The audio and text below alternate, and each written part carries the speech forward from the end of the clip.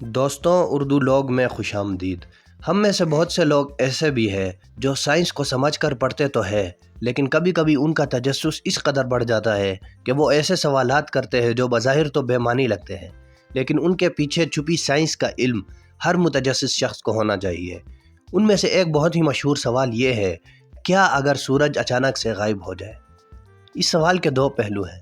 پہلا یہ کہ ایسا ہونے کے بعد کائنات کا نظارہ کیا ہوگا، اور دوسرا پہلو یہ کہ اس سے زمین پر موجود تمام جانداروں پر کیا اثرات مرتب ہوں گے۔ دوستوں، اگر اچانک سورج غائب ہو جائے تو تب بھی زمینی باشندوں کو اس کی خبر تک نہ ہوگی، اور اس کی روشنی ان تک آتی رہے گی۔ یہ روشنی محض 8 منٹ تک برقرار رہے گی۔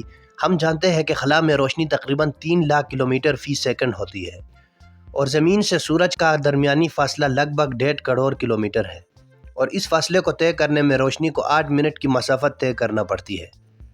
جی ہاں دوستوں، سورج کی جو روشنی ہم دیکھتے ہیں وہ 8 منٹ پہلے سورج سے روانہ ہوتی ہے۔ یوں اس بات کا اندازہ بھی لگایا جا سکتا ہے کہ روشنی جو اس کائنات کی سب سے تیز رفتار شے کہلائی جاتی ہے، وہ بھی کچھ وقت بعد زمین تک پہنچتی ہے۔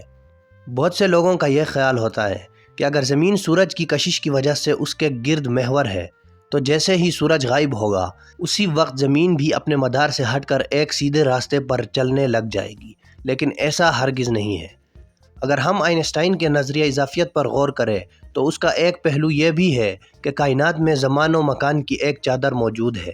جس چیز کا جتنا زیادہ مادہ ہوگا وہ اس چادر میں اتنا زیادہ خم پیدا کرے گی، اور اس کے گرد ڈھلوان پر چھوٹی چیزیں جن میں سیارے، سیارچے وغیرہ شامل ہیں گردش کریں گے۔ آئنسٹائن نے یہ بھی بتایا کہ اگر کوئی مادہ اس چادر پر حرکت کرے گا یا اچانک غائب ہو جائے گا تو اس چادر میں لہریں، جن کو گریویٹیشنل ویوز کا نام دیا گیا ہے، بنیں گی، اور ان لہروں کے پھیلنے کی رفتار روشنی کی رفتار کے برابر ہوگی۔ دوستوں، اس کا مطلب یہ ہے کہ سورج کے غائب ہونے کے 8 منٹ بعد ہمیں اس کے غائب ہونے کا علم ہوگا۔ ساتھ ہی ساتھ 8 منٹ بعد ہی زمان و مکان کی چادر میں خم ختم ہوگا، اور اس وقت زمین اپنے مدار سے ہٹ کر سیدھے راستے پر رواں ہو جائے گی۔ سورج کے غائب ہونے کے بعد دنیا میں دن کا وجود سرے سے ہی ختم ہو جائے گا، اور نظام شمسی کے تمام سیارے اندھیروں میں ڈوب جائیں گے۔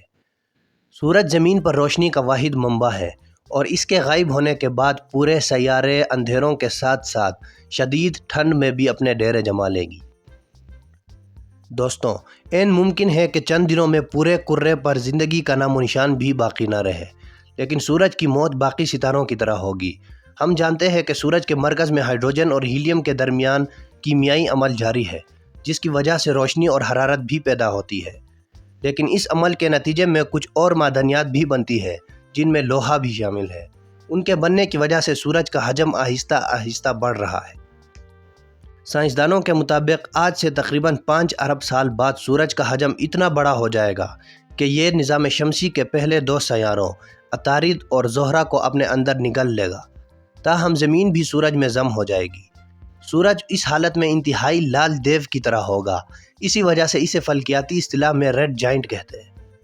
اس حالت میں پہنچنے کے بعد سورج مزید بڑا نہیں ہوگا بلکہ باقی ستاروں کی طرح پھٹ جائے گا۔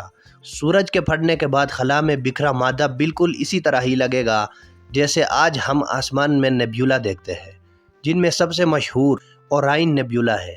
اس کے بعد یہ مادہ ضیاع نہیں ہوگا بلکہ اس سے اور بہت سے ستارے وجود میں آئیں گے۔ سورج کی موت کے وقت اور اس کے بعد یقیناً نہ زمین کا وجود ہوگا اور نہ ہی زمین پر بسنے والے لوگوں کا کوئی پتہ ہوگا۔ ہو سکتا ہے کہ تب تک ہم انسان کائنات کے کسی اور ستارے کے گرد کسی زمین کی کھوج کر لے اور وہاں منتقل ہو چکے ہوں۔ دوستوں، اگر آپ کو اردو لوگ کے ویڈیوز اچھے لگتے ہیں تو اردو لوگ کو سبسکرائب کرنا مت بھولیے گا۔